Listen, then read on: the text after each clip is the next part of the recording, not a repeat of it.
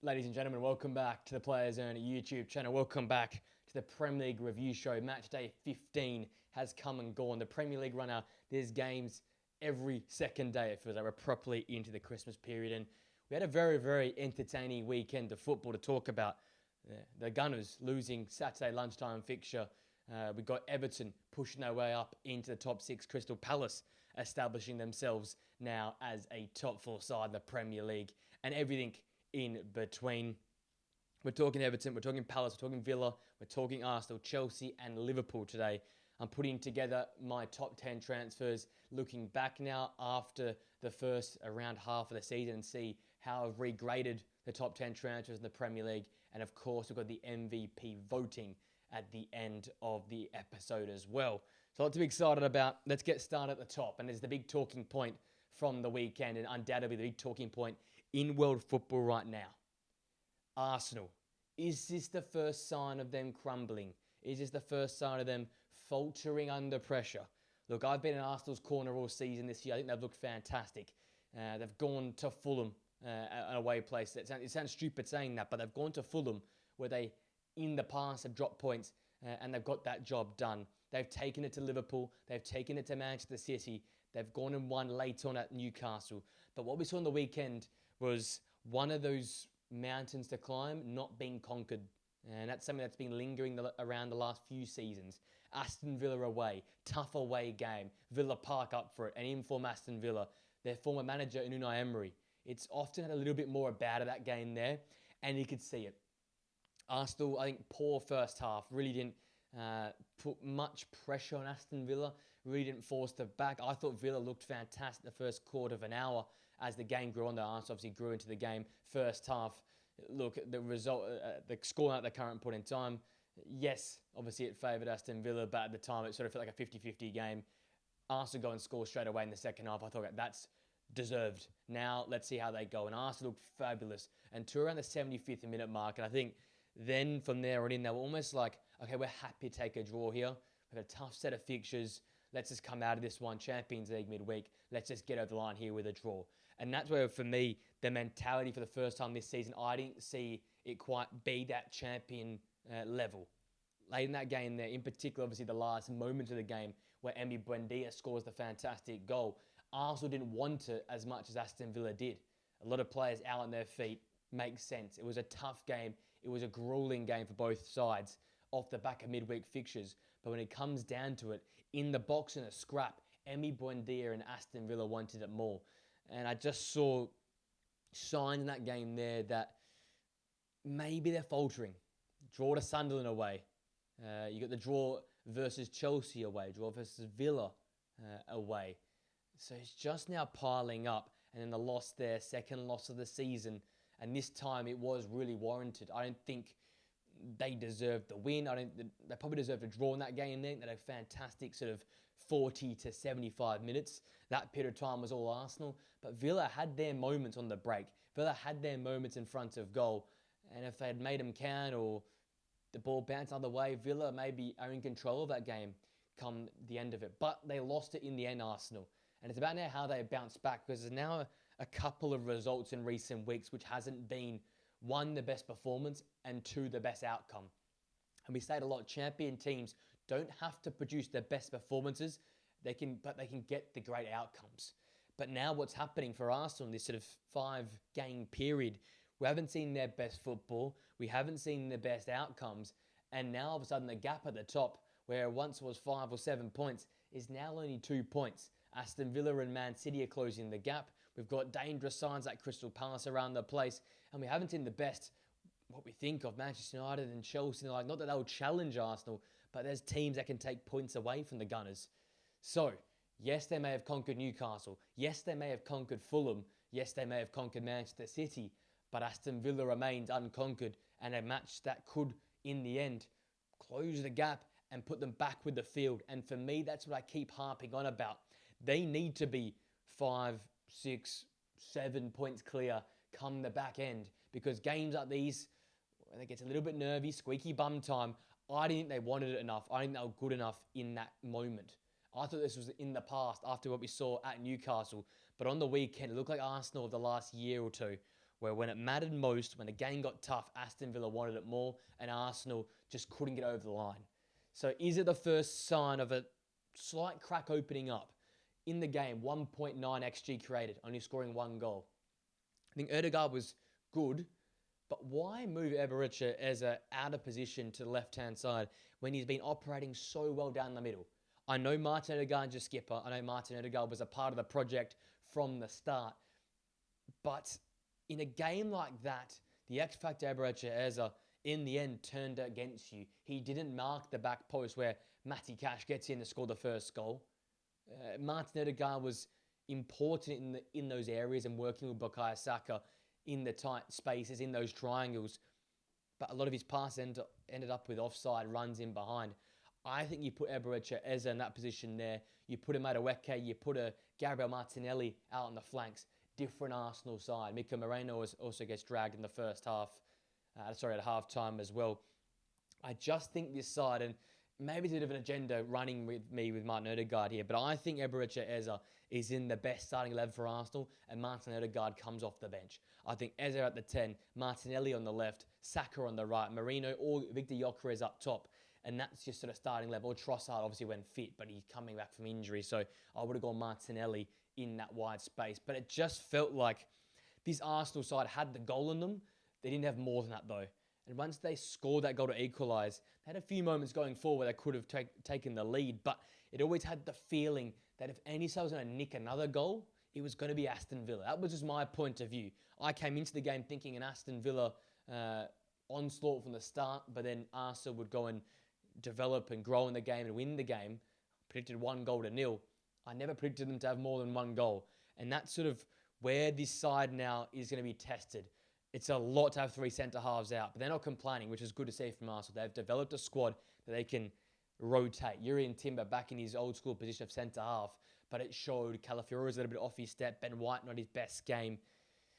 At the back, a little bit leaky, mistakes at times. They're going to be tested here. They've got some injuries. They've got some rotation. They're missing Victor. I really reckon on the weekend, Victor Gyökeres would have made a difference from the start. He from the start. Eze at the 10. If Saliba's there, Gabriel's there, different story at the back as well. But maybe just the first signs that they aren't invincible, they aren't unstoppable, because they just felt like this sense of inevitability 2 or 3 games ago. But now it's like, okay, we've seen some cracks. Man City have looked awful at times this season, yet they're only a couple points back, less than a game back. They've got to play them in a reverse fixture later this season. There's a real opportunity for City during the Christmas period where they do their best work, where they grind out results. A dominant 3-0 win on the weekend.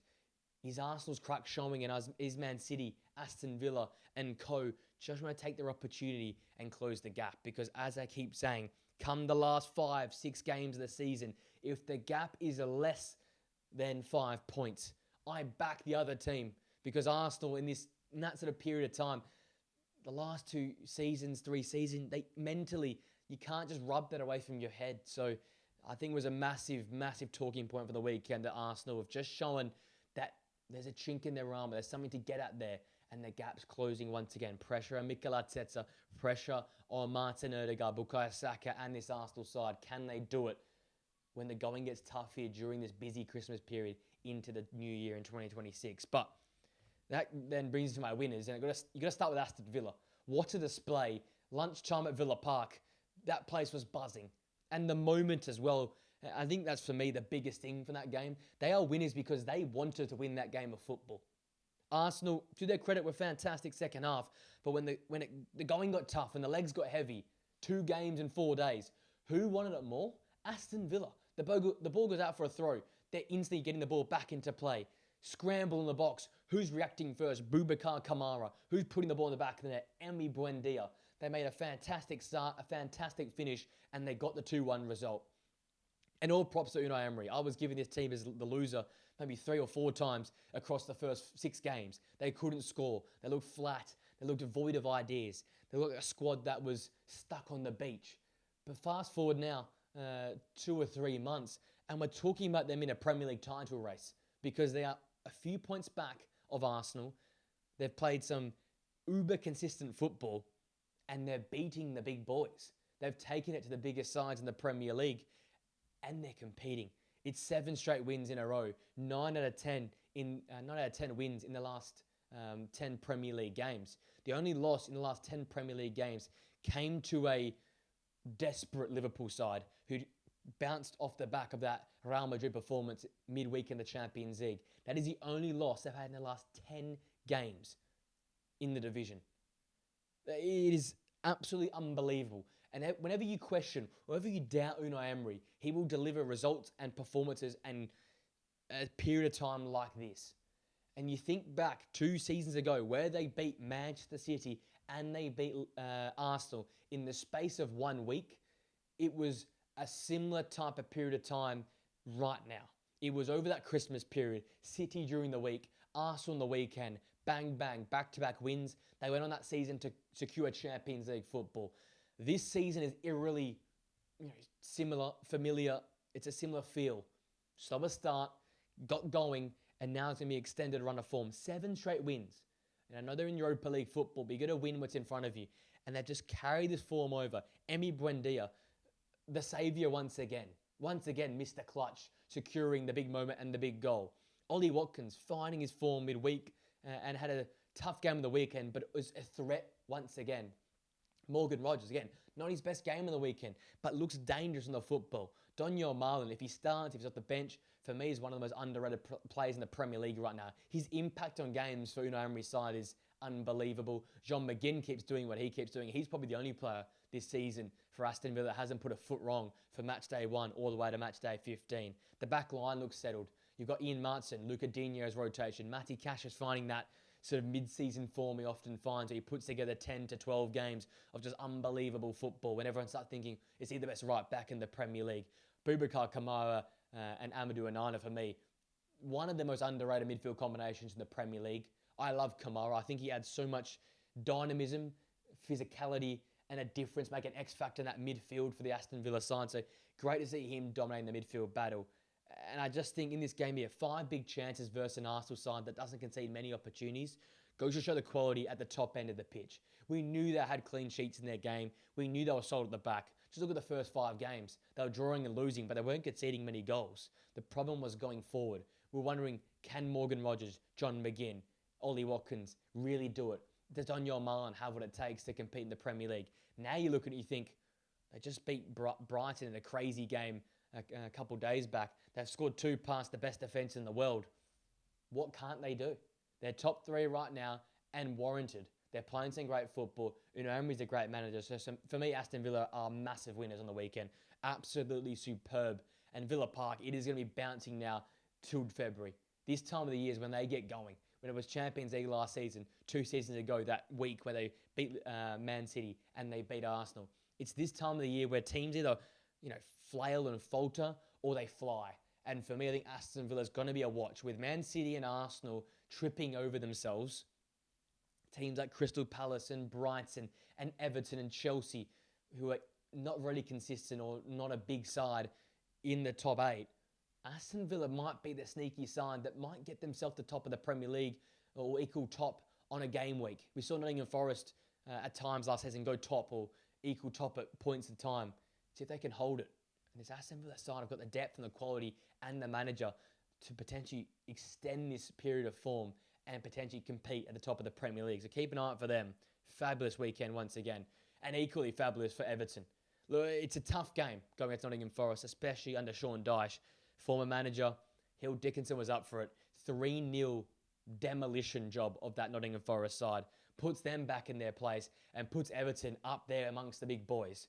Early goal, well worked, set piece there, deflected in from Dewsbury Hall's ball in the box. Then you got Barry scoring his first goal, the roar of the Hill Dickinson after that. That's a massive weight off the Frenchman's shoulders. And then obviously right at the end, Kiernan Dewsbury Hall once again showing he is a top quality player and is flourishing under David Moyes in this Everton system. 3-0, dominant display. Michael Keane, Tarkowski and Pickford at the back. There might be the odd error here and there, but basically faultless once more. Mikalenko finding some fantastic form. The midfield, James Garner and Dewsbury Hall were fabulous. Njai and Grealish creating chances left, right and centre. And if Tiano Barry can take this sort of 3 or 4 game spell and continue this run of form going forward, they've finally got the front 3. They've finally set the side up And now you think the Hill Dickinson, tough place to go. Away, David Moyes, pragmatic, low block, tough team to beat. And all of a sudden, things start ticking. They have 7 wins this season. It's only 4 less than last year. And we're not even halfway through. So they've already conquered what they couldn't do last year, what they haven't done the last few seasons, which is start the season well. It's often been relegation form, get to January, grind out a few results, stay safe. Right now they're sitting quite highly in the top 6, 4 wins from their past 5 Premier League games. They've got a dominant home ground advantage in a new stadium, great flashy new signings that are willing to commit and follow their system. So right now Everton are massive winners. They are cooking on so many different levels. They can travel, they can play at home, they're fluent in terms of the way they can at times sit in and be that ugly to hard to watch side. And then when they get at home against a vulnerable and weak Nottingham Forest side, take the game to them, counter-attack at will, spread the game, play with intensity, play with speed, utilise the flanks, play for midfield. It's, again, Swiss Army knife type stuff, and that's what David Moyes instills in his teams. Super hard to beat and really good to watch when they get going in full flights. I think Everton, look, top 6, no European football, 1 game, 2 games a week in this Christmas period here. But for once, Everton and David Moyes has got some players he can lean on. Think to West Ham days. He had the likes of Jared Bowen, Thomas Soucek, Mikel Antonio, Jesse Lingard. Those sort of flair players built that side up to be that European contender winning a Conference League. Why can't he do that with his Everton side? Jack Grealish, Dewsbury Hall, Tiano Barry, a fantastic backline. England's number 1 in net. Great midfield robustness with James Garner and Idrissa Gana Gay, Timo Ruck-Benham. It's a really well-built squad. It's not a relegation squad. It's more of a mid-table squad. But if David Moyes can do anything, he can elevate a mid-table squad to be a top 8 contender. So they are in 6th.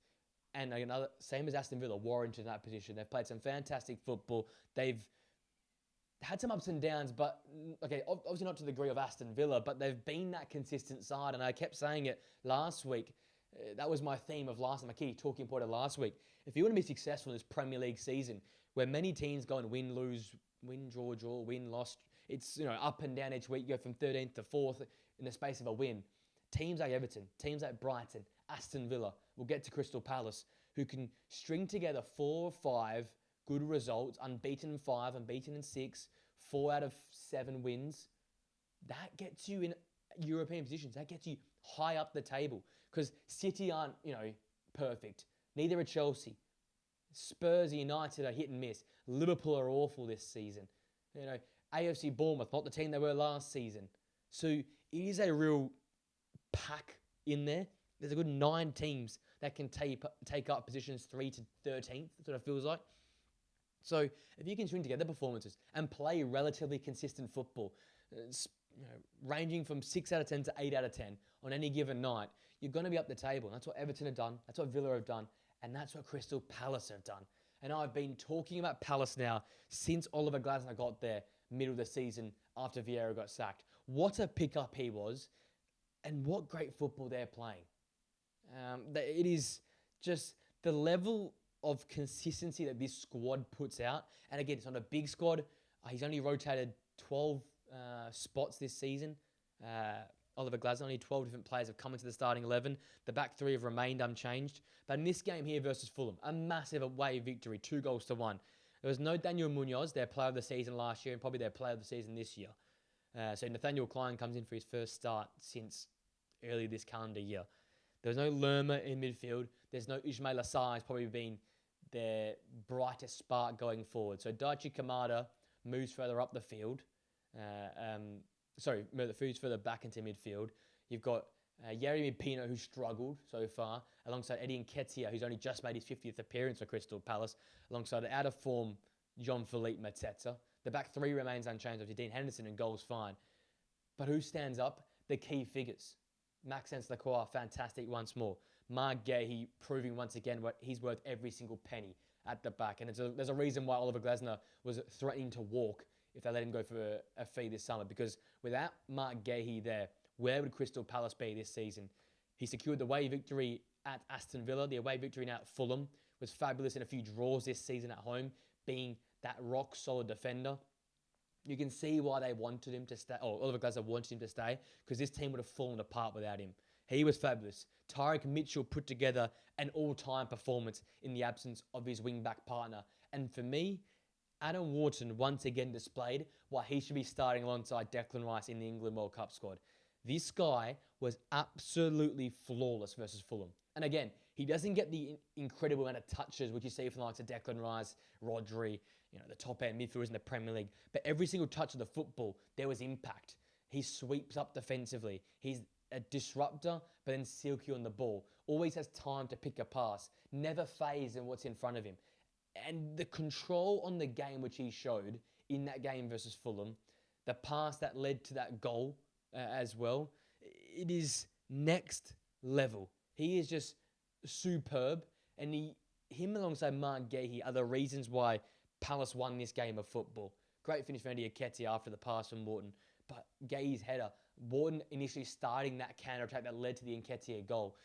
They had their fingerprints all over this game. And in the absence of three key starters for Crystal Palace, the two cornerstones of this side lifted and got the result. And Crystal Palace are massive winners. They propelled themselves into the top four. They've had some tough games recently. They've had a European football to contend with. They've been playing 2 games a week now for an extended period of time. Oliver Glasner in the press conference goes and lists off every game they've got to play until late January, early February. They're playing every 3 days. So it's going to be a tough old run, December, January, into February. And if they can come out of this with maybe a League Cup semi-final victory, with qualifying automatically or even to the playoff in the Conference League and holding a top 8 spot in the Premier League, this might be one of the greatest achievements Oliver Glasner has done. Because as much as people have been critical on how little he's rotated his squad, there's not much to go to. You look to what Uche did off the bench on the weekend, limited in front of goal. Yeremy Pino has struggled to adapt to the Premier League. He's not the physicality that the league needs. Daichi Kamada, the utility man, hasn't been fabulous, but has done a job. He's losing Ismail Assar now to AFCON and injury. He's relied on the same back three all season long. But there's a reason why he keeps going to these players. Because yes, they secured the FA Cup victory. Because yes, they secured a Community Shield victory. They beat Manchester City and Liverpool to shoe end last season and start this season. They are superb players altogether on the pitch. He's lost Michael Elise, Eberechi Eze, and he continues to go and find and maximise the players he's got there. He is a top 10 manager in the world for me. I can't see what these achievements, I don't know how you can criticise or undermine these achievements. He has made Crystal Palace a proper top 6 team in the Premier League. They travel well, they play home well, they're a European side now, they go deep in cup competitions, and he's doing it with 15 players. And that is just all credit to Glasner and all credit to the Crystal Palace side, because they keep showing up. Tyrick Mitchell, I cannot remember the last time he rested, but on the weekend, he stood up. Where there's no Daniel Munoz, where there was a tiring midfield, it was Tyrick Mitchell up and down that left-hand side, making it count for Crystal Palace. It was Adam Wharton dominating and bossing the midfield battle. It was captain, leader, legend, Mark Gahey stuff, scoring that goal to win the game. And it's these players, the ever-consistent, the uber-consistent Crystal Palace. Again, I'll probably keep going on about and bang on about all season long. The most consistent sides this season will get the European positions. And right now, Crystal Palace are doing that. They're being uber-consistent. Only one loss in their last 6 Premier League games. 5th away victory of the season. That shows character. That shows resilience. That shows that elite backline ability. And that's why they are where they are. So all credit. Massive winners, Crystal Palace. Massive winners, Oliver Glasner. His ability to get the best out of this team. The best out of these players. And the ability for these Crystal Palace players to continually put 110% in. The skill might not be there. The quality might not be there. But their consistency, their work rate, the structure, the intensity they bring to their football, second to none. And that's why they're a top 4 side. And they deserve to be there. So Aston Villa, Everton, Crystal Palace, all 3 winners from the weekend, all have a very similar blueprint and a very similar story. There's a reason why these 3 teams are in the top 8. Because they are consistent, because they work hard, and their drop-off doesn't go lower than a 6 out of 10. It is just fabulous from these managers and fabulous from these sides. Losers from the weekend, total different, total opposites, polar opposites, if you would. Chelsea. It just baffles me how a side that we were talking about in a title race only a couple of weeks ago in second have now gone and drawn 2 games and lost 1. Lost to Leeds, drawn to Sunderland, now drawn to a side in... not drawn to Sunderland, sorry. 2 draws in there, 1 to Arsenal and 1 to Bournemouth, and the loss to Leeds. But it just baffles me how a side that was playing such good football and took it to the champions with 10 men cannot score or create many opportunities versus one of the weakest backlines in the league right now in Bournemouth. Like, make it make sense. And this is my worry about Chelsea. Their failure to show any signs of consistency over a 10-week or 10-game span. They'll go from the highs of Arsenal to the lows of Leeds, to the mediocrity of Bournemouth. And they'll go and probably beat the next big game, the next big team they face, and they'll go and lose or draw to a promotion or relegation side. It's just this up and down theme that I thought they were going to grow out of, going to the US and winning the Club World Cup. Yes, you can say Mickey Mouse Trophy, but they took it to some of the biggest teams in Europe and in the world and showed a sign, a level of maturity and consistency, which I hadn't seen from Chelsea.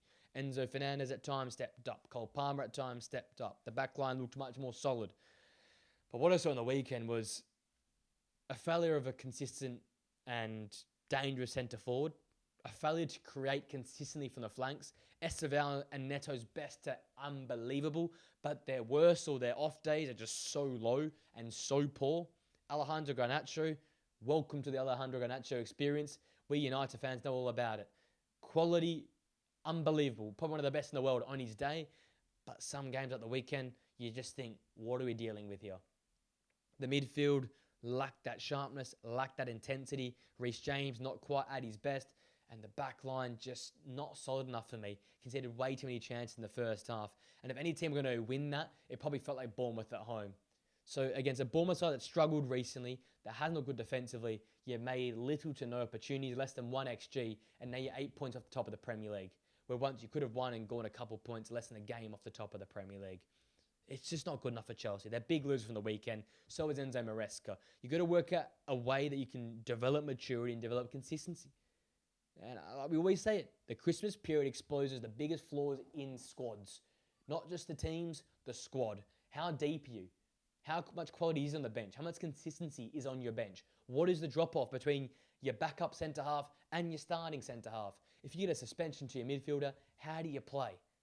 And to be honest, on the weekend, I saw a Chelsea side relatively strong in terms of who they started, but just a sign of immaturity, inconsistency, and a really woeful performance. A performance that didn't give me much hope that they can really push on this season. It gave me the impression they're going to finish 4th again and just be there. When are we going to get that Chelsea title run? When are we going to get Chelsea really pushing in the Champions League to win cup competitions?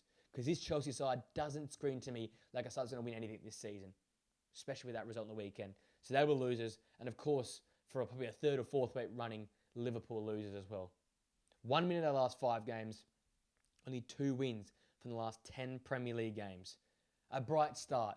They did, what I've been saying now, score first, take the ascendancy. They got a 2-goal lead. Hugo Ekitike back-to-back, bang, bang.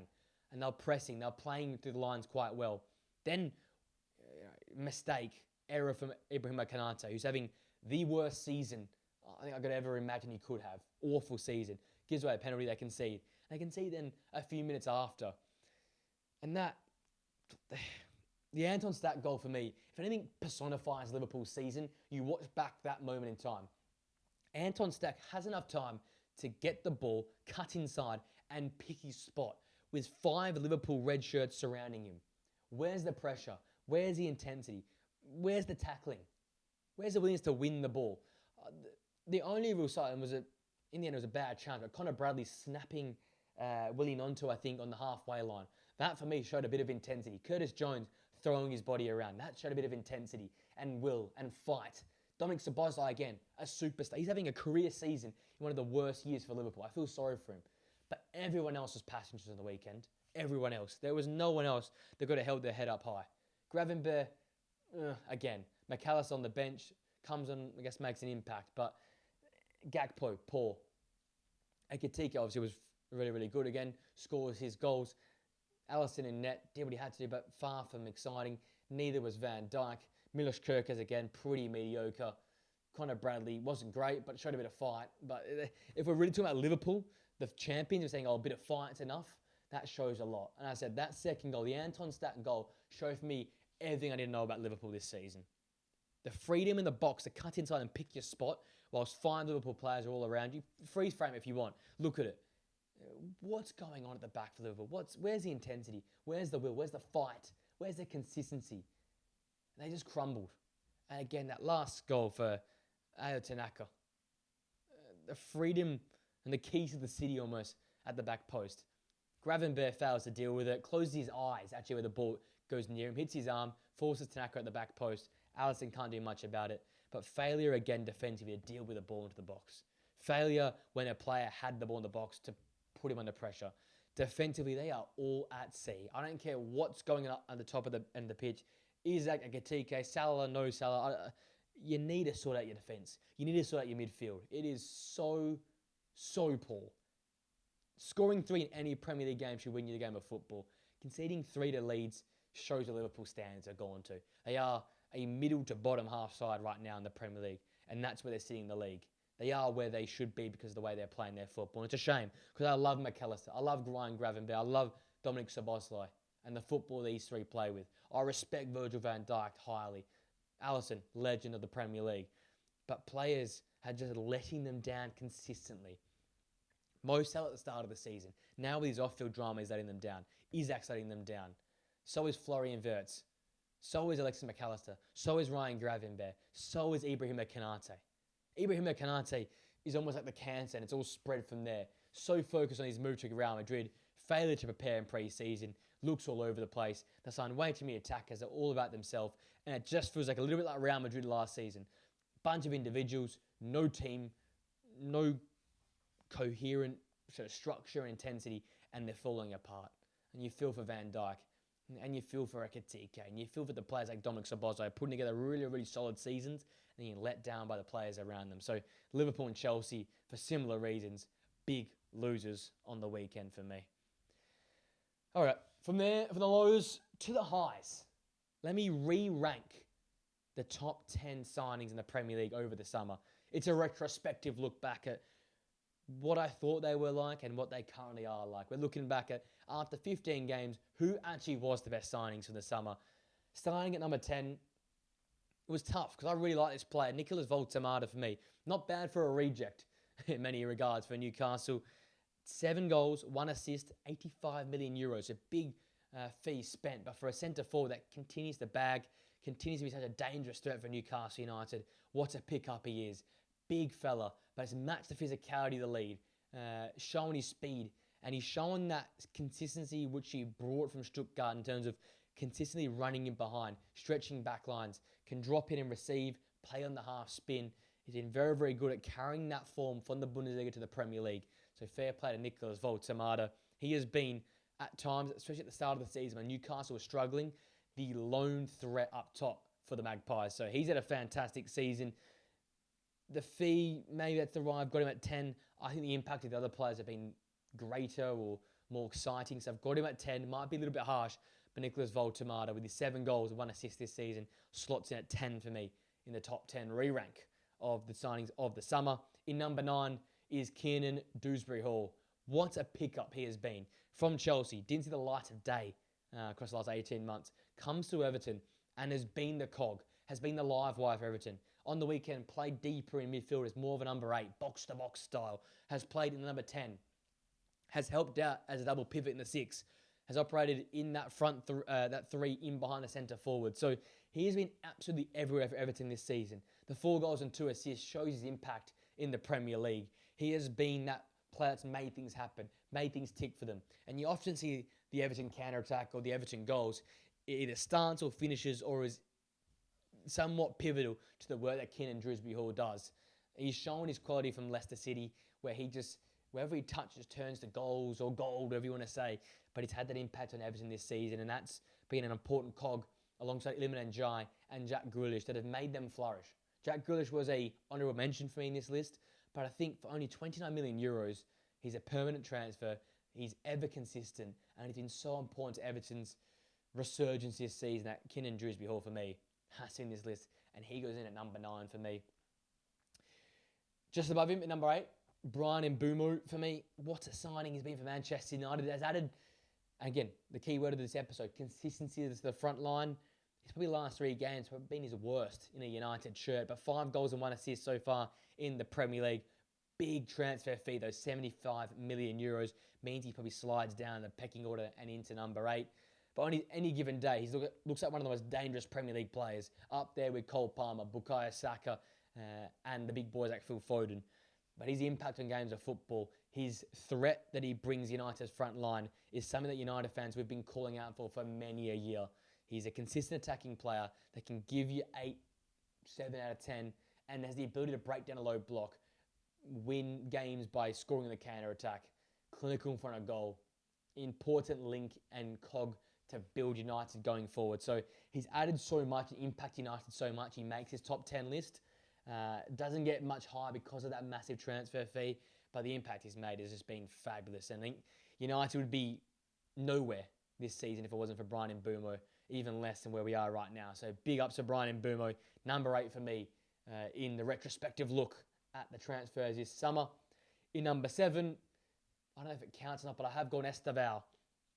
Comes with a 45 million euros from Palmeiras. That pre-signing, we knew he was a wonder kid, but he's shown it this season. 5 goals and 1 assist. Doesn't go much higher because he's so inconsistent, but that best is like unstoppable. It is Neymar, it is Lamine Yamal, it is top-end talent like that level. It is star boy energy, and Chelsea have been crying out for someone like this that can take the game by the scruff of the neck since Eden Hazard, sort of feels like. And I think they've got that there in Esteval. He's been sort of drip-fed into the starting 11 by Enzo Maresca, for better or for worse, but whenever he's started or been playing more than 60 minutes, the impact he makes is second to none. He's a flair player, he's a proper Brazilian winger, but he makes things happen for Chelsea in the final third. Their side looks totally rejuvenated, much better, much more of a threat when he's in the starting line. When they've got him and Pedro Neto, it looks so much more dangerous, Chelsea, versus when they've got Bino Gittins, when they've got Alejandro Garnacho, and they've got Cole Palmer playing out wide. It's just not the same team to when they've got Esteval alongside Pedro Neto. So Esteval goes in for me, purely in the fact, great fee, 45 million euros, and the danger, the flair, and the spark that he brings to Chelsea is unbelievable. So he goes in at 7 for me. Just above him is Mohamed Kudus, which might surprise a few people. 2 goals and 5 assists, though, this season in the Premier League for 65 million euros. A really, really reasonable fee for a Premier League player, Premier League proven player, and a player that's been the only bright spark going forward for Spurs this season. Yes, Kolo Muani, yes, Xavi Simons have had their moments, but it's been Mohamed Kudus throughout the whole season that has made things tick for Spurs. Hold up false number 9, number 10, on the right, on the left. He's done it all for Spurs. Back to goal, spinning in behind, scoring goals, facilitating goals. Whatever good has happened for Spurs this season, it's come through Mohamed Kudus. I'm just super impressed that he's taken that the quality over from West Ham and added consistency to his game. At a big side as well. A lot of these players at times move from these smaller sides to the big boys and struggle. They struggle to live up to expectation. They struggle to deliver on the transfer fee, but he has done that this season. 2 goals and 5 assists doesn't show the full story because Spurs have struggled. They've sucked. They've been poor this season. But whenever they've been good, it's because Mohamed Kudus has taken over the game. I think he's just been outrageously good. And I think he's gone under the radar a little bit because of how poor Spurs have done this season. But his impact on that Spurs side is second to none. So for me, he slides in at number 6. That then brings us to the top 5 signings of the summer. And at number 5, I've gone with Hugo Ekitike. Look, start of the season, he probably goes number 1. But that red card and that Carabao Cup tie has really halted that run of form. 8 goals and 2 assists so far this season. 95 million euros is a lot of money. But another player that's come over from the Bundesliga and has transferred it over in the Premier League. Similar to Voltemata, many question if he could match the physicality of the game, but he has. He's matched the intensity, the energy, and the speed as well has held up. Despite the power and the pace of the Premier League, which everyone talks about, he has brought over that ability to spin in behind, to win a header, to get that important nick or touch inside the box. He's carried that over for Eintracht Frankfurt, and I talk about it a lot. That second half of the season when Omar Marmoush left Eintracht Frankfurt, he was the solo leader of that front line, and I think that's done so much for his confidence and so much for his ability. He learned a lot from those 6 months there, and he's translated over here to Liverpool. And for me, he's been head and shoulders above Alexander Isak. On pure skill, maybe there's a bit of discrepancy, but I think the mold of player, the consistency that Hugo Ekitike brings, and the just sort of unknown nature of him elevates him above Alexander Isak for me right now. And the way that he's playing his football with so much confidence, so much belief, the intensity, the will to score, the want to score, you have to start him over Alexander Isak right now. It's been a great signing. He's hit the ground running. And we can't say that for many Bundesliga players in the 2020s, but he's really, him alongside Nicolas Voltemade, have changed that perception around the Bundesliga to the Premier League because they've delivered on such a high level this season. So I've gone Hugo Ekitike for that massive 95 million euro fee in at number 5. And number 4, it has to be Jordan Henderson. For free, joining back in the Premier League, a Premier League champion, a Champions League winner, and he's brought that energy and brought that mentality to Brentford. They're in 14th so far this season, away from that relegation scrap for a reason. It's down to that midfield area there, and it's led by Jordan Henderson. Alongside a name which I'll mention later on, these experienced, cool, calm, collected heads, adding that control, that winning mentality, the real understanding the league and the tempo and the momentum and resilience, it's there. And it's added to a side like a Brentford side that's so young, so inexperienced, that was backs against the wall, likely to get relegated, but because of the mentality, because of the uber coolness and the will and the want to win, he has elevated this side away from the relegation zone and into the spot of safety. So Jordan Henderson for me, for free as well, what a signing that is, and you can see the benefit he's brought to Brentford because they are a very, very good side at home and a side that can cause some problems away from home. So Henderson in at 4 for me. In number 3 is Gianluigi Donnarumma, a late transfer in the window, but what a transfer it is for Manchester City. You see on the weekend, massive save, 1-on-1 there to deny Wilson Isidore. He is the best goalkeeper in world football. I don't know why PSG let him go. 5 clean sheets so far this season in 12 starts. The Premier League, only 12 goals conceded in the Premier League as well. Keep in mind, they've had some games they've conceded multiples, 2s, 4 goals in games. Yet, he's only conceded 12 goals altogether in the Premier League. Only joined for 30 million euros as well. I think that's unders. I think he's the best goalkeeper in the world. There's a reason why he won the Champions League with PSG last season. He was super important in that run into the final, and Man City got themselves a superstar. If there's any antidote to the careless playing out from the back or the risky playing out from the back, which Man City have, is a goalkeeper like Donnarumma that can make one-on-one saves, that can save penalty shots, that has that ability to fill the goal and fill space. He is a massive get for them. He adds that insurance to the back, and it might be the reason why they stay in the title race this season. Because this backline for me doesn't look good enough to keep enough clean sheets. But with Donnarumma in there, the big saves he makes, he might single-handedly keep them in this title fight and keep Man City dangerous this season. So Donnarumma in at 3 for me. In at 2, of course, it's Granit Xhaka.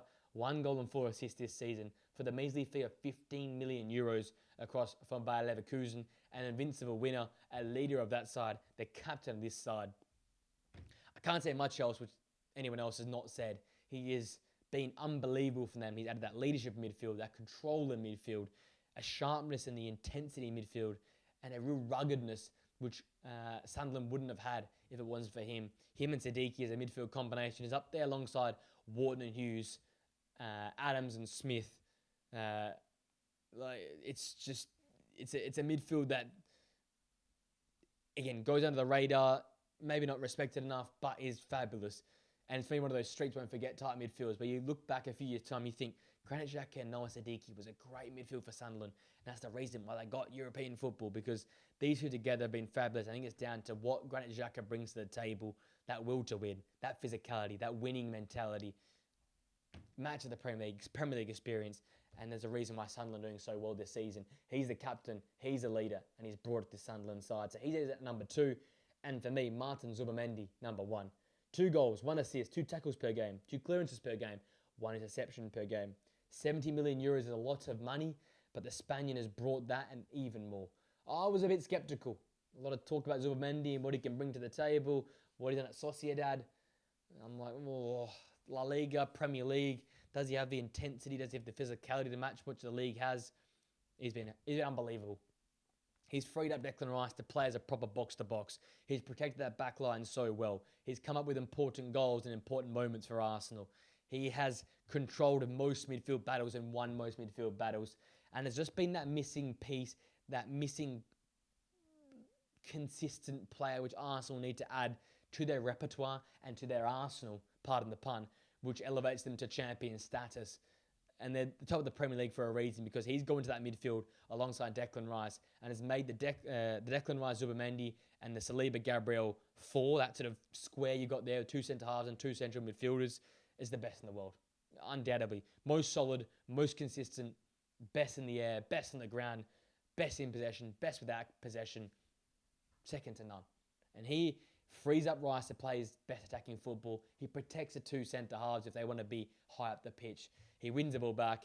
He makes the right reads. He plays the right balls. He's just unbelievable. And there's a reason why there was so much props around him and so much attention around him in the summer. He's been a great signing. He's lived up to expectation. And he's got that Spanish flair. I just think right now, if you want to buy a good player, buy a Spaniard. They are dominating world football right now. So Martin Zubimendi for me, number one, looking back at all the summer transfers, he is for me the best pickup of the summer. In order: Voltemata 10, Dewsbury Hall 9, Brian Mbumo 8, Esteval 7, Mohamed Kudus 6, Ugo Ekitike at 5, Jordan Henderson at 4, Gianluigi Donnarumma at 3, Granit Xhaka at 2, and Martin Zubimendi at number 1. Then to round out the episode, to round out my waffling, MVP votes, match day 15. Big week for some players. Actually, big couple of days for some players who have made a massive bolt up the MVP ladder. One vote for the weekend. Talked about him in depth earlier. Adam Wharton. 1 assist for the Eddie Nketiah goal. 2 key passes. 57 touches. 7 ball recoveries. 3 to 5 ground duels won. 3 interceptions. I said it. He was absolutely everywhere versus Fulham. Him alongside Mark Gehi were the impact players. They were the game changers in that game there. He was fabulous. Won that midfield battle, which won them the game.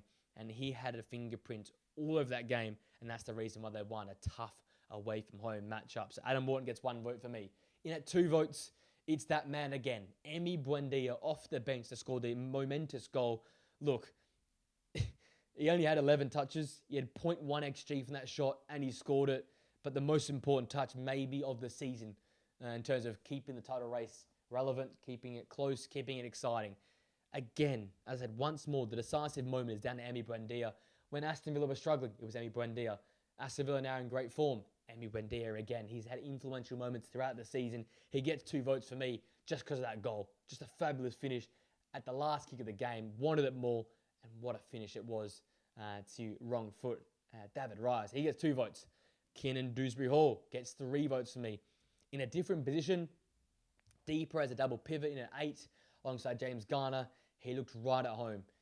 Set up that deflected goal for the own goal for the first goal. Scores the the third goal in the game to win that game 3-0. Won 3 out of 4 tackles, 5 clearances, 5 ball recoveries, 8 out of 13 ground duels won. Was such an impact in midfield. Disrupted Nottingham Forest's game. Impacted Elliot Anderson's control in the game. I think Everton won that midfield battle. They won the game comfortably, and Kiernan Dewsbury Hall was all over the park, winning the ball back, playing the ball forward, getting goals, getting deflected assists for own goals, absolutely everywhere. Another fantastic performance from the England midfielder. There's a reason why Thomas Tuchel has kept a keen, close eye on him.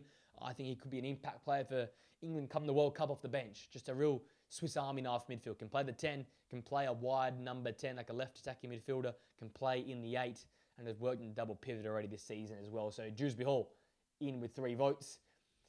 Top 2 are 2 Man City players. Phil Foden with 4 votes. Back-to-back major votes for him.